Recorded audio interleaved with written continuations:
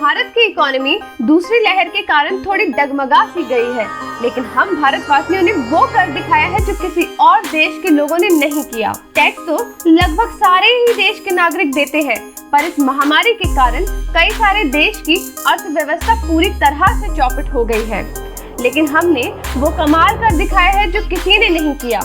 नमस्कार, मैं प्रिया यादव, पूरी खबर 24/7 से।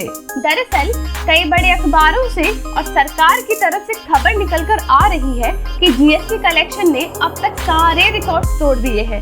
अप्रैल तक का GST collection 1.41 lakh trillion rupees रहा है। ये उस वक्त में आया है जब देश के कई हिस्सों में कोरोना वायरस महामारी की दूसरी लहर के बावजूद भारतीय व्यवसायों ने एक बार फिर उल्लेखनीय काम किया है, और ये 7वीं बार है जब जीएसटी कलेक्शन लगातार 1 ट्रिलियन से ऊपर रहा है। जीएसटी को लाने का महत्वपूर्ण उद्देश्य ये है कि कई सारे इनडायरेक्ट टैक्स जो आम आदमी या कंपनी के ऊपर लगाए जाते थे, जैसे कि central excise, service tax, VAT, luxury tax, entertainment tax, entry tax, और इन सब को देते देते आम लोगों की जेब में कुछ नहीं बचता था। तो सरकार ने एक कॉमन टैक्स लाने की घोषणा की, जिसको हम जीएसटी कहते हैं। पहले के समय में लोगों को कई सारी दिक्कतों का सामना करना पड़ता था और कई सारे टैक्सेस भरने पड़ते थे। जीएसटी में ऐसा नहीं करना पड़ता है, जो एक ट्रांसपेरेंसी और सरलता को दर्शाता है। जीएसटी के कारण सरकार और आम आदमी दोनों को फायदा होता है।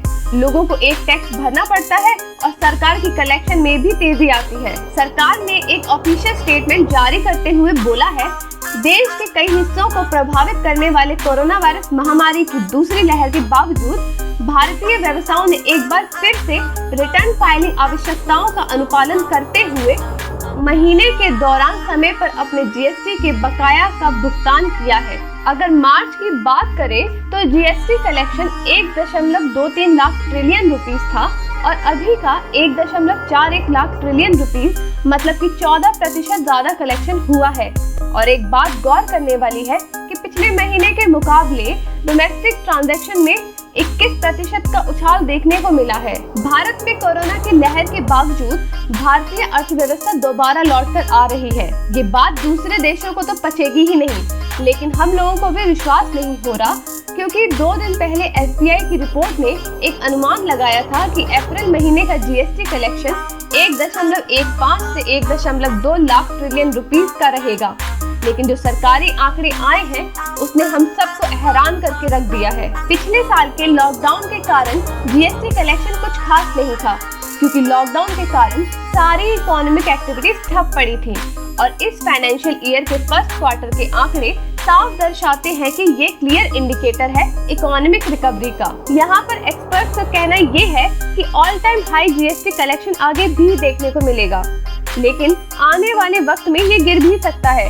क्योंकि कई सारे राज्य सरकार अपने राज्यों में संपूर्ण लॉकडाउन लगा रही है, जिसके कारण जीएसटी कलेक्शन में डाउनफॉल देखने को मिलेगा। आपको क्या लगता है, इंडिया फिर से इकोनॉमिक रिकवरी कर रहा है? हाँ या ना? कमेंट करके अपनी राय जरूर बताएं।